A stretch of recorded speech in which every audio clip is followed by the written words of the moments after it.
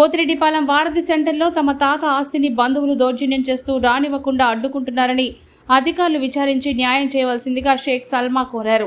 Nellore press క్లబ్లో విలేకరుల సమావేశం ఏర్పాటు చేసి మాట్లాడారు. నా పేరు సల్మా. మాది వారాది సెంటర్ పోతిరెడ్డిపాలెం. మా అమ్మ పేరు మీరాంబి, మా నాన్న పేరు ఖదర్ బాషా. ఇద్దరు చనిపోయారు. మా అమ్మ తరపున మాకు ఎవరు లేరు. మా తాతయ్య కానీ కాలం చేశారు. అందరూ చనిపోయేసరికి ప్రాపర్టీ వాల్యూ పెరిగింది. నాకు మా తమ్ముడికి రావాల్సిన ఇల్లు, పొలం వాల్యూ ఇంచుమించుగా 3 కోట్ల వరకు ఉంది. దాన్ని మమ్మల్ని అడ్డు తొలగించుకోవడానికి మా బాబాయ్ మమ్మల్ని చాలా ఇబ్బందులకు గురి చేశారు. ఇప్పుడు ప్రెసెంట్ నేను పని చేసుకుంటూ మా తమ్ముడిని చదివించుకుంటున్నాను. ఈ విషయంపై మాకు మామ వరసే వాళ్ళని ఈ విషయం అంతా చెప్పి వాళ్ళని మాట్లాడిపిస్తే వాళ్ళపైన దౌర్జన్యం చేశారు. ఇప్పుడు ప్రెసెంట్ ఒక రాజకీయ నాయకుడి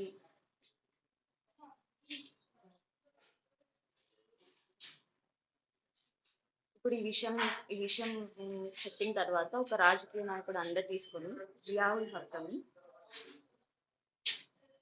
ఈయన అండ తీసుకొని మమ్మల్ని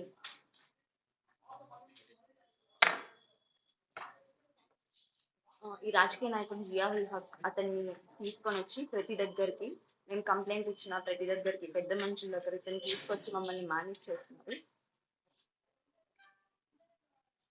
అతని గురించి ఎంక్వైరీ చేయగా ఇలా సెటిల్మెంట్ చేస్తారని తెలిసింది.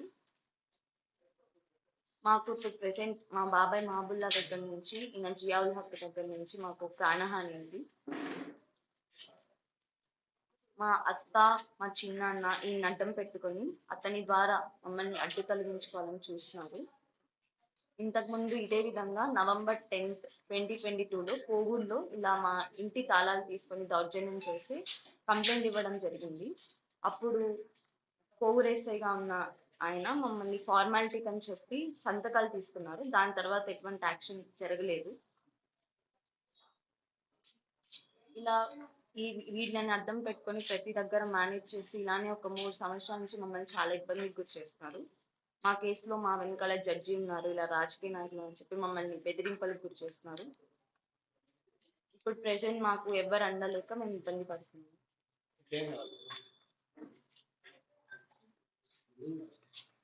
ఎంక్వైరీకి వచ్చినప్పుడు అప్పుడు కానీ మేనేజ్ చేశారు. నాకు అప్పుడు హెల్త్ బాగాలేక నేను రాలేకపోయాను. అప్పుడు చెన్నైలో ఉంది.